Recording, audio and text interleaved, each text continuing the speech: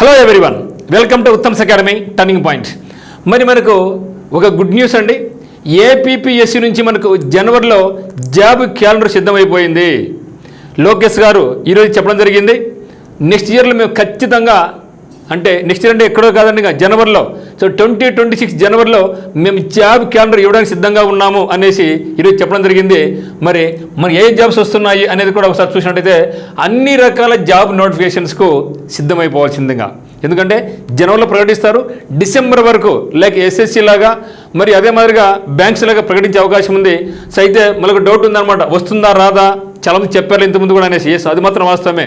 So చివరి government, last government కూడా చెప్పడం జరిగింది జాబ్ క్యాలెండర్ అనేసి, వాళ్ళు ఇవ్వలేకపోయినారు. మరి ప్రస్తుత గవర్నమెంట్ కూడా మేము వచ్చిన వెంటనే జాబ్ క్యాలెండర్ సిద్ధం చేస్తామని చెప్పడం జరిగింది. ఇది కూడా అయిపోయి 1.5 year అయిపోయింది.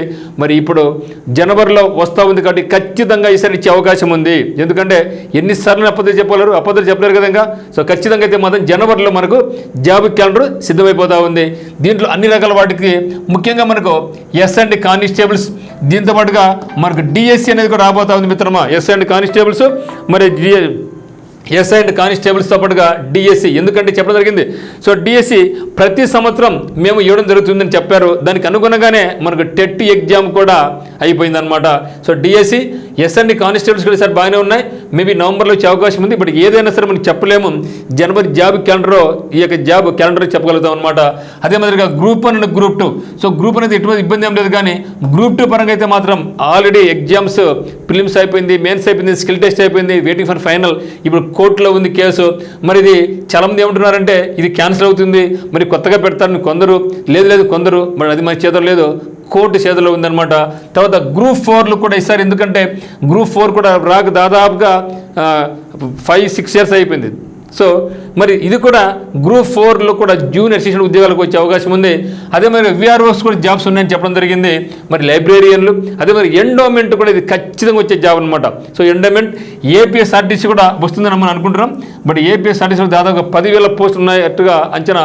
కాకపోతే 10,000 కాకపోయినా కానీ కనీసం ఒక 5-6 వేలు వచ్చినా కూడా మనకి హ్యాపీనే. సో ఏపీఎస్ఆర్టీసీ నుంచి కూడా అన్ని రకాల జాబ్స్ కూడా రాబోతున్నట్టుగా తెలుస్తుంది.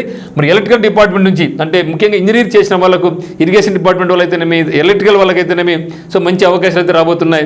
మరి ఇది మనకు అతిథులు రాబోతుంది కాబట్టి మనం కూడా సిద్ధంగా ఉంటాం.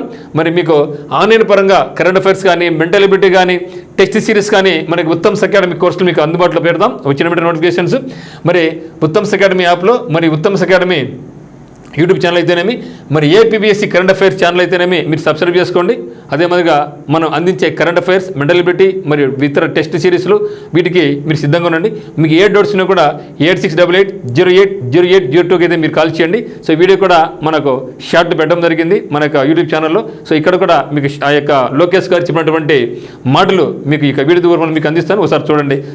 నిన్నగాక మొన్న కానిస్టేబుల్స్ కూడా మనం ఆఫర్ లెటర్ వాళ్ళకి ఇచ్చేసాం. అదేవిధంగా వచ్చే సంవత్సరం అంటే జనవరి నెలలో తప్పనిసరిగా జాబ్ క్యాలెండర్ కూడా విడుదల చేసే బాధ్యత ప్రభుత్వం తీసుకుంటుంది. Thank you sir. సో 20 లక్షల ఉద్యోగాలు అనేది ప్రభుత్వ రంగంలో, ప్రైవేట్ రంగంలో రెండు కలిసి అందించే బాధ్యత మేము తీసుకుంటాం. థ్యాంక్ యూ అమ్మా. సో అందరికి call the very best. Thank you for watching.